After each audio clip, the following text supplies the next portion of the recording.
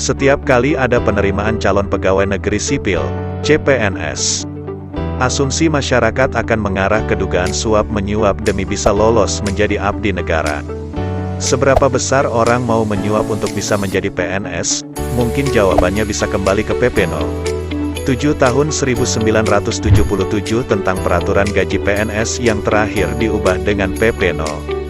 30 tahun 2015 sebagai landasan gaji aparatur sipil negara, ASN, di Indonesia. Jika melihat dari lampiran tersebut, PNS golongan IA dengan 0 tahun masa kerja diberi gaji Rp1.486.500. Sedangkan paling tinggi adalah golongan ID dengan gaji Rp2.558.700.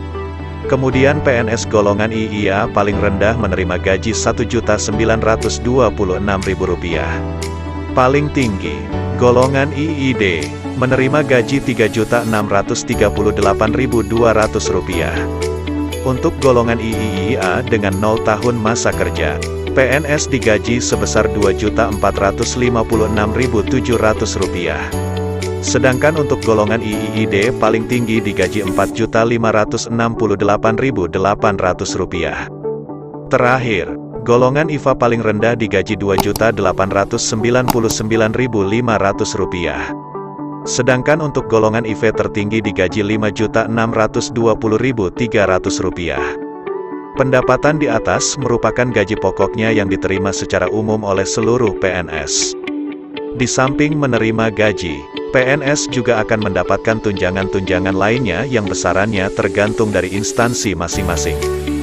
Katakanlah, untuk seorang sarjana yang diterima jadi CPNS, setelah lewat masa sebagai calon dan menjadi PNS golongan IIA dengan masa kerja 0 tahun, akan menerima gaji sebesar Rp2.456.700 per bulan. Bila ditambahkan dengan berbagai tunjangan, honor, dan tambahan lain yang sah, maka dengan hitungan kasar pendapatannya bisa berkisar Rp3,5 juta per bulan. Secara normal tanpa kenaikan pangkat yang meloncat, jumlah itu akan bertambah terus dengan kenaikan gaji berkala, tunjangan yang baru, dan tambahan honor, sampai akhir tahun keempat pendapatannya bisa mencapai Rp4 juta per bulan. Secara mudah bisa kita hitung pendapatan rata-rata dalam periode itu adalah Rp3,75 juta per bulan sehingga jumlah pendapatannya selama 48 bulan pertama bekerja adalah Rp168 juta. Lalu pada tahun kelima setelah ia naik ke golongan IIIB, pendapatannya juga akan naik menjadi sekitar Rp4 juta per bulan atau Rp48 juta setahun, dan pada akhir tahun ke-8 dengan kemungkinan dia sudah memegang kegiatan atau jabatan struktural dan jadi anggota berbagai tim, maka pendapatan itu bisa menjadi Rp5 juta per bulan. Dengan cara hitungan yang sama, jumlah pendapatannya dalam 4 tahun kedua adalah Rp216 juta. Ibarat hitungan investasi secara sederhana, sudah dapat diperkirakan besarnya cash inflow per tahun sampai dengan 8 tahun. Bila memakai jangka waktu pengembalian 4 tahun, maka untuk diterima sebagai seorang CPNS seseorang akan berani menyuap sebesar Rp168 juta. Bila 5 tahun maka akan siap dengan suap Rp168 juta plus Rp48 juta sama dengan Rp216 juta. Kalau ada yang berani lebih besar, berarti ia menghitung masa pengembaliannya lebih panjang. Untuk jangka pengembalian 8 tahun, nilai itu adalah Rp168 juta plus Rp216 juta sama dengan Rp384 juta. Karena itu hitung-hitungan ini bukan untuk mengajari para peminat suap, tapi untuk memberi pemahaman bahwa mungkin sebagian orang berani menyuap sampai hampir Rp400 juta. Cukup panjang jalan yang harus kita lalui untuk memperbaiki keadaan yang runyam ini.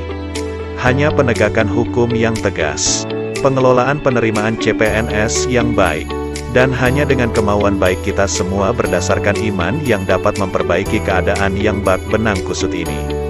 Indikasi adanya uang pelicin menjadi abdi negara ini diperkuat salah satu kerabat korban yang mengaku keponakannya dijanjikan sebagai PNS di lingkup Pemkab Jombang beberapa waktu lalu. Keluarga sudah setor 250 juta rupiah, tapi saat pengumuman, tidak lolos. 2 hari pasca pengumuman, saya dan saudara mendatangi rumah orang yang berjanji bisa memasukkan keponakan saya sebagai CPNS. Kami dijanjikan uang yang sudah kami setor akan dikembalikan, ujarnya. Terpisah.